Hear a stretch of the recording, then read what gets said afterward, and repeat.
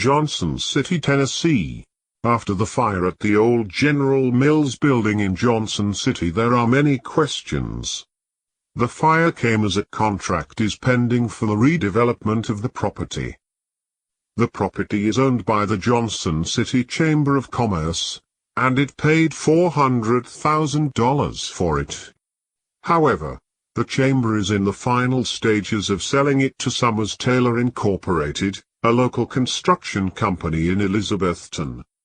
I'm holding on to the fact that I think we'll be able to resolve, and rectify, and repurpose the building in the intent that Summers Taylor wants to do it, said Gary Mabrey, President and CEO of the Chamber of Commerce.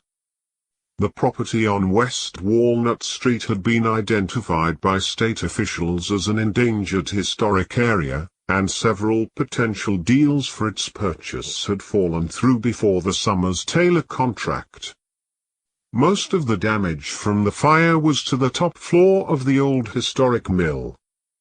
The roof and the structural members are pretty much a total loss there, said Grant Summers, president of Summers Taylor Incorporated. There was some floor damage on that third floor, but structurally I think it's still fairly intact, and then a pretty good amount of water and smoke damage in the rest of the building.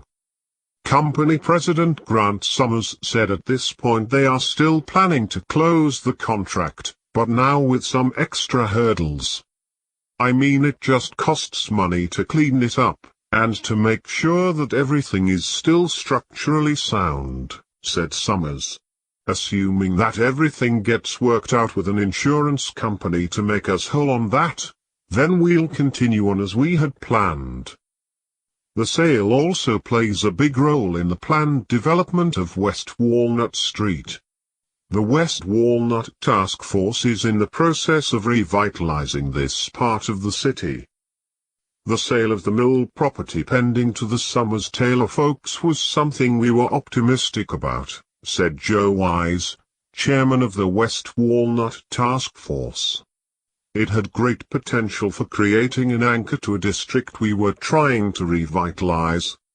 Summers said the next steps are for the Chamber of Commerce's insurance company and structural engineers to assess the damage. Then they will see how that plays into their contract as they move forward.